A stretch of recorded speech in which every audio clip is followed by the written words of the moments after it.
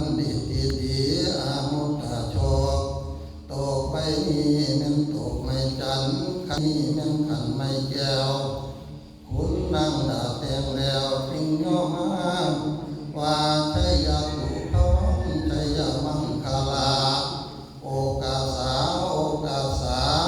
ถึงฤดูเดือนหาฟ้ามองเดือนหกฝนตกฟ้ามองคำผู้มูท่าสาหมู่ชาวนาจึงหาผ้าแดกควันดาบคมบังเข็นไม้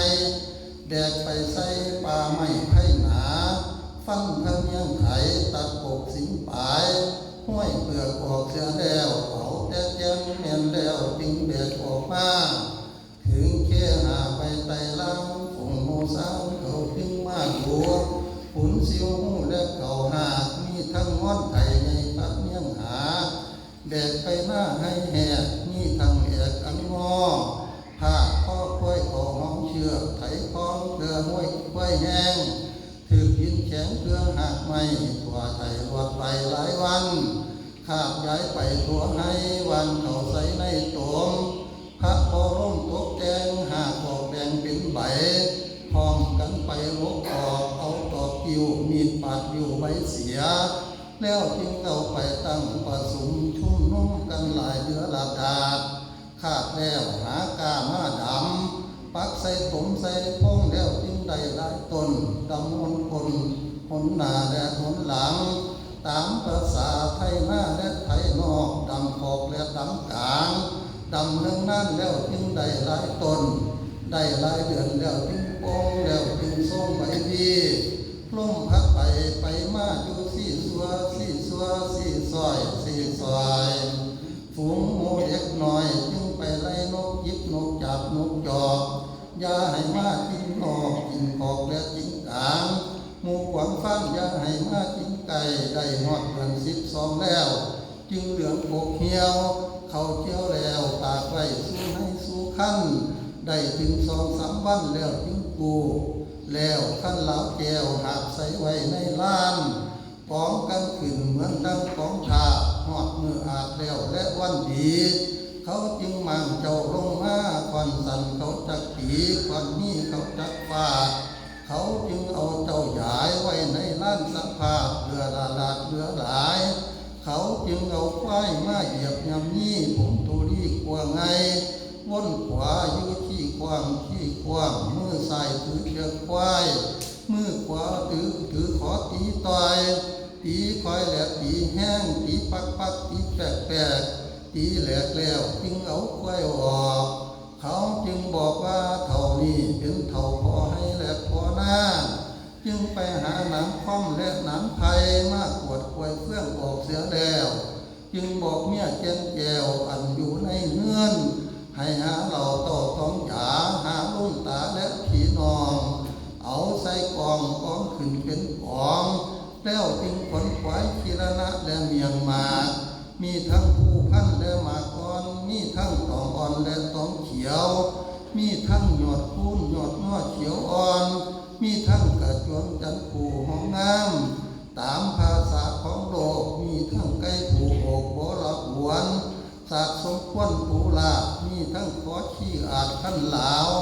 ปลายแหลมเย้าดูสากลามีทั้งเสื้อผ้าอาภรณ์ขาวดีมีทั้งเทียนท่องสีจิตไตผ้าอ่อนไทยมุงพุ่นบุ๋มซีนไว้ตั้งไว้สอยไว้เหลือระดาขินไว้กวางเหลือแต่ตาแหลวหน้างัวปักไว้สีแก่แล้วดูเรื่องงามองอาจจึงไปอาลาท่านอาจารย์ผู้ฉลาดมานั่งสุดคุ้มขวานว่าสีมือนี้แม่นมือดีสีมือนี้แม่นมือมันให้เจ้ามันยิ่งกว่าก้อนพระแอนมันให้เจ้ามันยิ่งกว่าเพชรพระจวงพระจันทร์มันให้เจ้ามันยิ่งกว่าเครือเขาหลวงไกรลามันให้เจ้ามันยิ่งกว่าอากาศสุนตะวันมันให้เจ้ามันยิ่งกว่าพระจันทร์ใสสองแก่มันให้เจ้ามันยิ่งกว่าเขาทวงน้ำเดือนสีมันให้เจ้ามันยิ่งกว่าเสาจีลูกสาวพระญาแขนพญาคมปากฟาง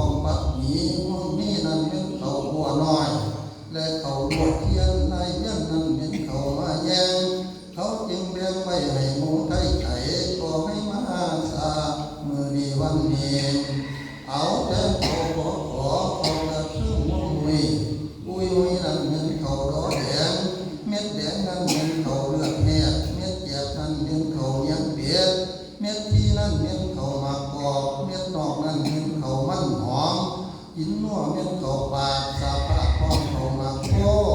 ของพระโลกเขามั่งสร้างกินให้ก็ให้มาสร้างเมื่อนี้วันนี้ว่ามาเด้อ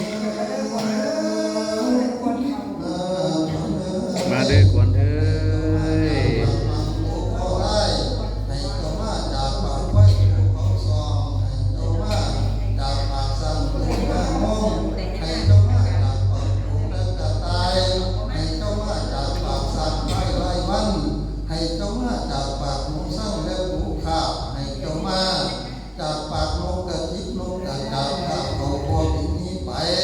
ให้เจ้ามาจากปากนกเขาเขียวข้าเขาไปกับเที่ยวและฝ่ายภูมิก็ให้มา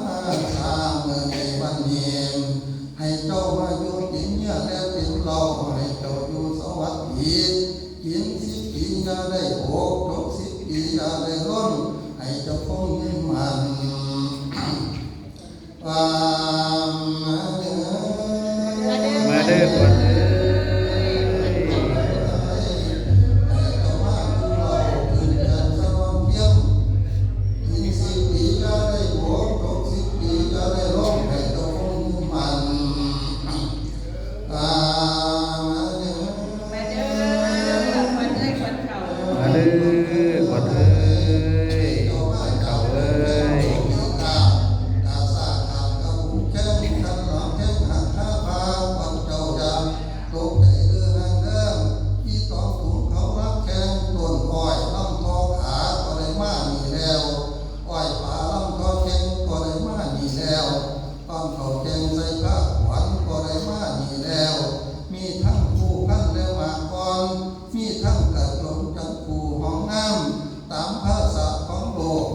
มีทั้งไก่ผูกโบกตัวทองนุ่งและหานบินผ่านฟ้าตามกี่แล้วมัน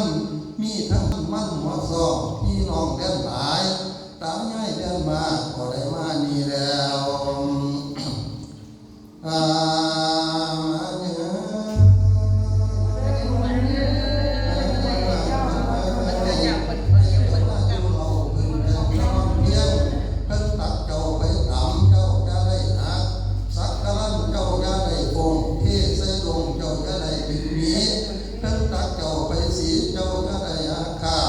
ดังพันศาสตร์ให้เจ้ากวาดกันมาเหมือนนังเก่าเสาหงให้เจ้าตุ่มกันมาให้เจ้าดึงกันมาเหมือนนังตอนเงินเลี้ยง